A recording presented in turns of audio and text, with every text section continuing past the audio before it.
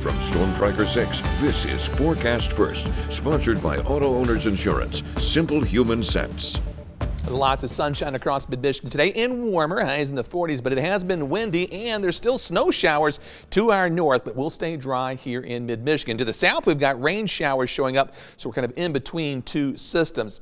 Precipitation over the next several days, low chances, but notice what happens as we get closer to the weekend. The rain chances really start to ramp up. Temperature-wise for tonight, we'll fall through the 20s and end up by tomorrow morning in the mid-20s with mostly clear skies. Even warmer weather's on the way, and get ready for 60s by the weekend. 6 News at 5 starts right now.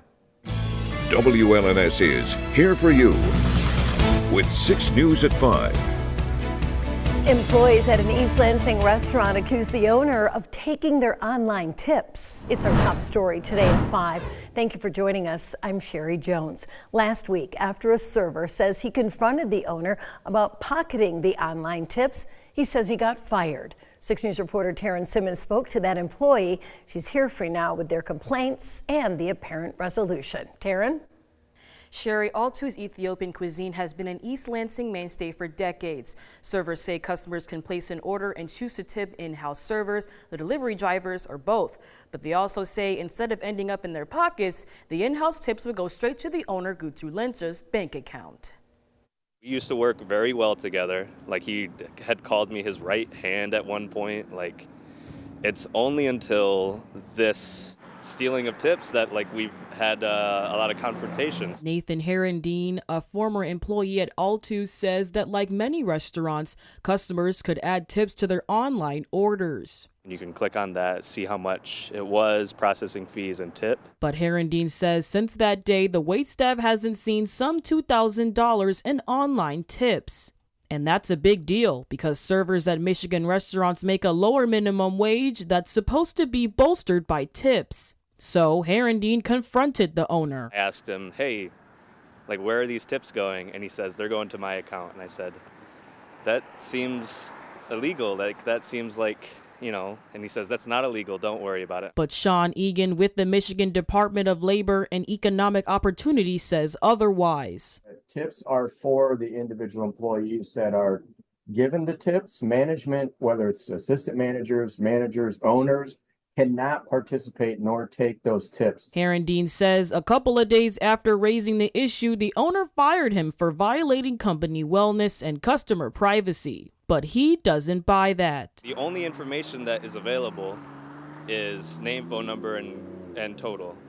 I don't have any information, the credit card. 6 News reached out to Lencha yesterday, but he declined to appear on camera or answer questions. He did issue a written statement that said Altu's recently started an online tipping system and were, quote, working to resolve any issues related to the new system. But Herendeen says Lencha also sent a text message yesterday saying the servers could get their tips dating back to January 9th through March. Herendeen says he's relieved that he and his coworkers will get most of the money they're owed. It feels like we caught him and confronted him that he was stealing money. Herendeen says they're still missing tips from December through January. He also says he just filed a complaint with the Michigan Department of Labor and Economic Opportunity. Thank you, Taryn. In Lansing, politicians gathered today to voice their opposition to legislation they say would create barriers to voting. The proposed constitutional amendment would require voters to show proof of citizenship when they're registering to vote and to present a government photo ID when casting a ballot. Those who oppose this say voters who change their last name after marriage or divorce and don't have appropriate identification reflecting their name on the voter rolls might not be able to cast a ballot. What we heard today specifically is testimony based on a complaint and a lawsuit that was filed and dismissed.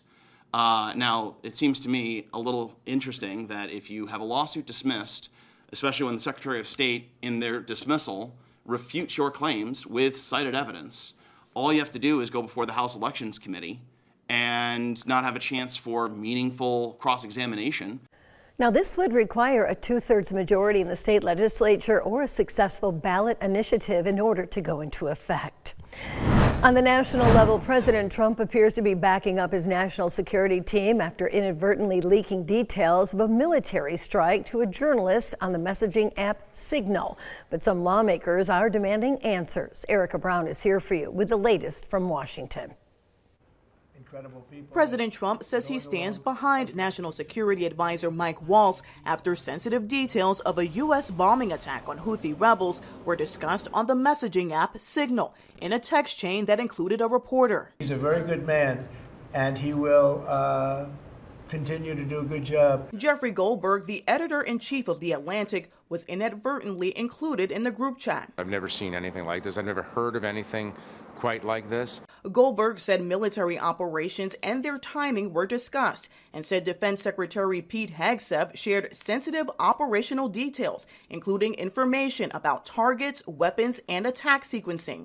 Waltz defended his team's use of the Signal app and tried to point the finger back at Goldberg. This one in particular, I've never met, don't know, never communicated with, and we are looking into and reviewing how the heck he got into this room. On Capitol Hill, reaction appears split mostly along party lines, with Democrats sharply criticizing the leak and Republicans downplaying the significance. Look, mistakes happen. If it was a mistake, it is what it is, and it won't happen again. I know that. Director of National Intelligence Tulsi Gabbard and CIA Director John Ratcliffe were on the text chain and were already scheduled to testify at a hearing Tuesday, where Democrats demanded answers about whether classified material was shared. I'm not going to get into the Why specifics. are you going to get into the specifics? Is it because it's all classified? Because this is currently under review by the National Security Because Council. it's all classified? If it's not classified, share the text now. The president says no classified material was included in the texts. Erica Brown, CBS News, Capitol Hill. The power is back on mid-Michigan after the Board of Water and Light had more than 2,000 customers in the dark for most of the morning. The outage ran east of 127 to Abbott Road and west to Bancroft Park. There's no word yet on what caused the outage. From Storm Tracker 6, this is Weather First, sponsored by Auto Owners Insurance. Simple human sense.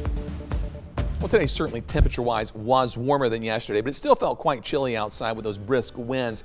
As we move down the road, though, take a look at the high temperature trend. We're going to climb into the mid-40s again tomorrow, then mid-50s on Thursday, and we'll be close to 60 degrees Friday, Saturday, and Sunday. Unfortunately, that comes with some rain and a cool down on Monday, but we're back in the mid to the upper 50s by late next week. Now let's talk rainfall. Over the next 5 days, once you add it all up, there's going to be quite a bit of rain to our south and to our north, and decent amounts of rain across mid-Michigan as well.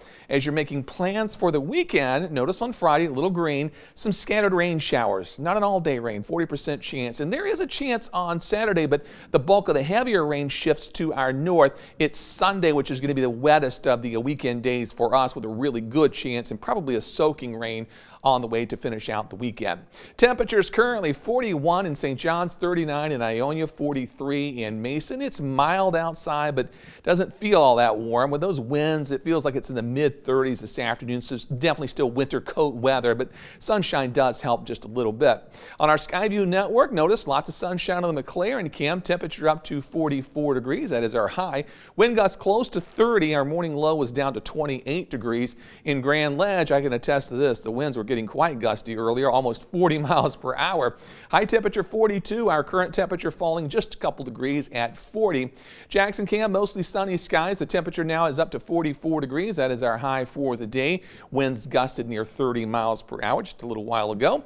Finally in Hillsdale, blue skies, except for a little few cumulus clouds out there. 45 was our high temperature, 25 the low. Our 26 the low, and a 25 mile per hour wind gust this afternoon. Our satellite and radar shows more snow showers in northern lower Michigan and the UP, where ski season is still taking place despite these slightly warmer temperatures. Precision cast, not much happening for us here locally tonight. Mostly clear skies through early tomorrow morning. As we move through the afternoon hours, still plenty of sunshine on the way, no problems out there. There's a cold front to our north we're watching, but it's not going to quite make it here. We're going to see another front setting up to our southwest, basically a stationary front. There'll be some showers along that. As we move closer to the weekend, this boundary will begin to shift north and allow the 60s to return to the area, and it's going to bring all that rain to the south into mid-Michigan as well. But as you saw on the 5-day rainfall outlook, Probably Saturday you can squeeze in some pretty good outdoor time. Just got to watch a few showers on Friday and rain on Sunday.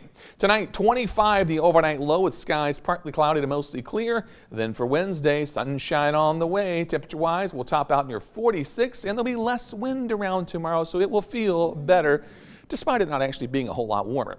The 6-day forecast, we get closer to the weekend, clouds increase, but so do the temperatures. Near 60 on Friday, 60 on Saturday, upper 50s on Sunday. Some clouds around on Monday and much, much cooler. Then it warms back up. A few showers late Wednesday into Thursday. Then that clears out, and look at next weekend. Took the rain showers out, 50s on the way, and a little sunshine. Looking forward to that. Yeah, we definitely deserve that. And you're right about the wind. The feels like temperature was much different. I mean, I checked the temperature. It was like 45 at my house, and I looked outside. Oh, great. And I walked out and up getting my coat. I did the same thing. Yeah. Well, on a serious note, fentanyl overdoses and deaths are on the rise, and we're here for you with ways to keep you and your family safe. Be sure to tune in to our special program, The Next Generation: Breaking Fentanyl's Grip. It offers an in-depth look at this health emergency and some innovative strategies being used to tackle the deadly fentanyl crisis.